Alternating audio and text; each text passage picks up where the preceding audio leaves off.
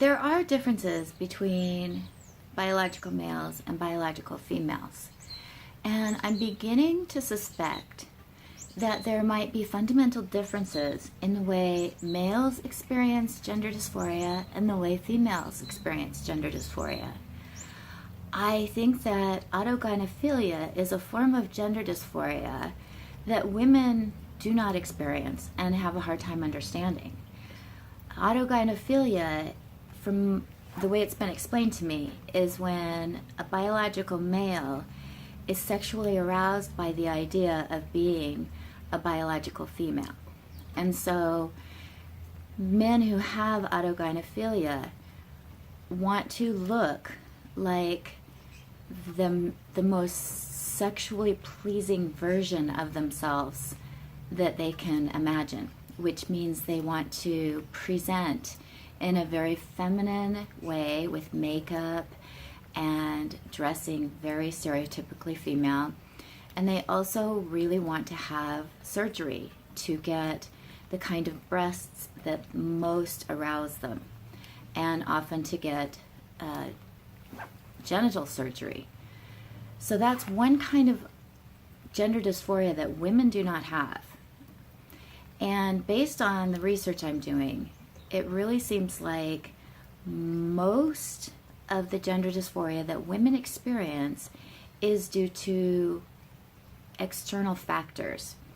Things like trauma, or the way their parents treat them, or internalized misogyny, or difficulty with the transition between being a child and being a woman as their period starts and their breasts start to develop, feeling discomfort within their changing body, which is actually really normal, but it's being labeled now as gender dysphoria, which I don't think it actually is. I think this is a misinformation being provided to girls going through puberty. And then there's also, I think this is common, this probably is one of the things that's common between girls and boys that have gender dysphoria, and that's autism.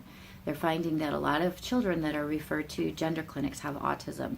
And this makes sense because children with autism have a hard time understanding social cues, and so they might be confused about their gender because they have a hard time understanding sort of traditional gender stereotypes. And if somebody says you're acting like a boy when you're actually a girl and you have autism, then because you tend to be very literal thinking, you might think, well, I am a boy then.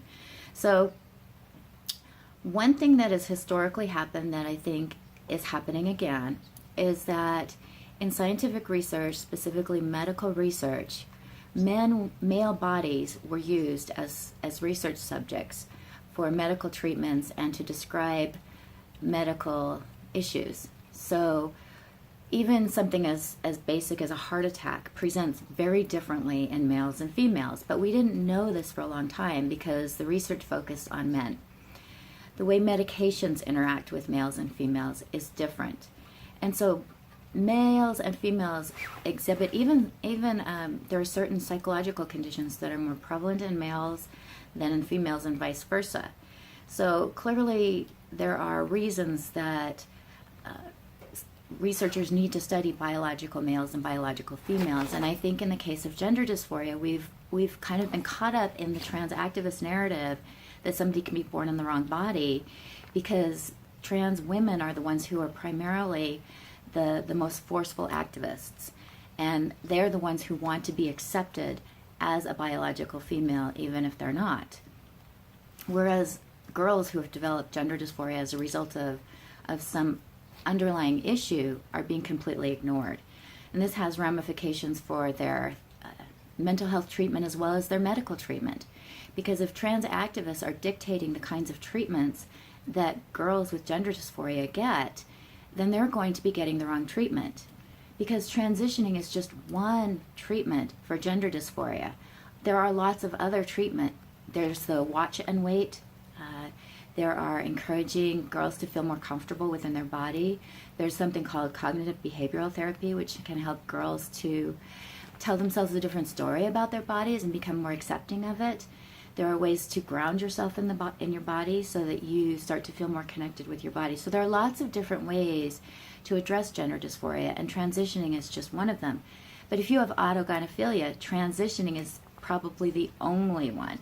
And so that's where I feel like trans activists have dominated the discussion, and it's time that we do what we did in medical research and say, we need to look at how this particular psychological dysfunction impacts girls and women, because it may be that we have been treating everybody as if they have autogynephilia, when in fact gender dysphoria can be the result of lots of different issues.